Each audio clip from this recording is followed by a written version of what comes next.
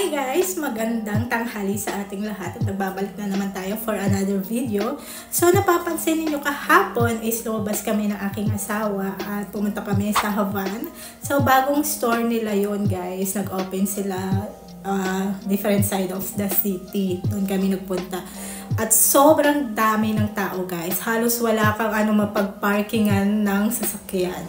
So, sinabi ko kasi sa asawa ko, gusto kong pumunta ron kasi pag may mga store na nag-open, talagang mura yung mga bilihin. So, nagpunta kami doon kahapon at nakita ko ho yung may-ari ng Havan, guys. Yung may-ari talaga mismo. Na andoon siya, kaso ang daming nagpa-picture sa kanya at ang haba ng line. Kasi may line doon na pwede ka magpa-picture sa kanya. Gusto ko sana siyang interviewin. Interviewin ba?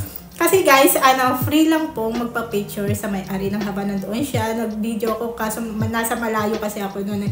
At sinabi ko sa asawa, gusto ko magpa-picture kaso ayaw ng asawa ko mag-antay doon ng sobrang tagal. Sa totoo lang.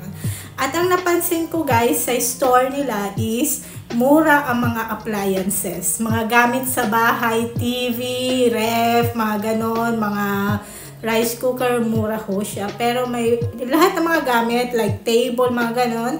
At ang nakita ko lang little bit pricey guys is yung mga damit. Lalong-lalo nung pumasok kami sa store guys is nakita ko na ang daming mga tawang bumibili ng damit pambata. Kasi kahapon kasi guys is Kids Day. So, dito sa lugar kasi ng asawa ko may Kids Day sila dito na tinatawag na time para sa mga bata. Sinabi ng asawa ko sa akin, yes, meron kami mga ganyan. So, nung may anak pa ako, maliliit pa lang sila, sineselebrate daw nila yon, bibigyan nila ng regalo yung mga bata. May ganun sila guys. Hindi ko alam sa Pilipinas kung may Kids Day. Everyday ata Kids Day doon. So, ayan nga, back to story na nga tayo, no? Kasi, bala ko sanang bumili ng shorts kasi wala ako masyadong shorts. Ang mga shorts ko, guys, yung mga pantalon na pinagugupit ko. Kasi hindi nang kasya sa akin, di ba? And, nakita ko yung mga price ng mga shorts nila doon is 100 plus, guys. So, hindi talaga ako bumili ng damit. Kasi sinasabi ko, kung bibila ako dito, little bit pricey, mag-ukay-ukay na lang ako, no? Siyempre, mas makakamura pa tayo. Yes, guys, may ukay-ukay dito sa ibang bansa. May ukay-ukay dito malapit sa amin at may ukay-ukay din sa downtown. Ukay-ukay is everywhere, ika nga. At yung asawa ko ang napabili. Ang binili ko lang talaga, guys, is yung Q-Tex ko sa nails ko, tapos panglinis, mga ganun lang binili ko. Pero ang asawa ko is bumili siya ng ganito. Tara!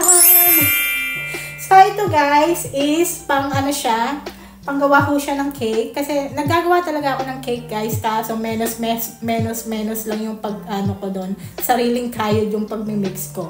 So, ngayon is meron na kaming ganito. Kaso, wala naman kaming oven. So, ayan. So, bumili yung asawa ko ng ganito. Worth of 199 siya guys. Sinabi ng asawa ko, talagang good price na talaga siya guys. Kasi kung sa normal price daw is mahal na to. So, ayan ang kayang itsura. Ang tatak niya guys is, I don't know kung anong tatak niya.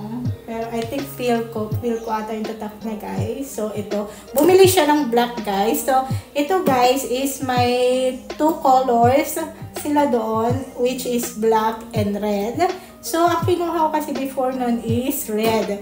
So, sinabi ng asawa ko, sa kusina kasi more on black and white ang meron tayong kulay dito. So, ito ho ang kulay ng kusina namin, black and white.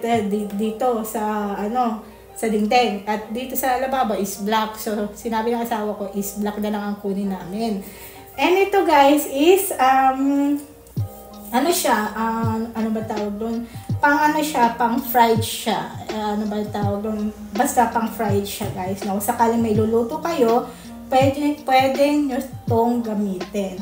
Which is, ito ang timer niya guys. At ito ang temperature kung gaano kainit ang gusto ninyo. So, hindi ko alam gamitin to guys. Pero, I think ito alam kong gamitin. Madali lang naman siguro silang gamitin guys. Kasi, may mga timer naman sila. Kaso, hindi ko alam guys kung ilan ang timer na ilalagay mo pag nagluto ka ng chicken or meat na baka masunog siya. So, ano nyo lang siya ng ganito guys. Ayan. So, i-open lang natin siya. Ayan. So, na-open na siya at ito ang kanyang style.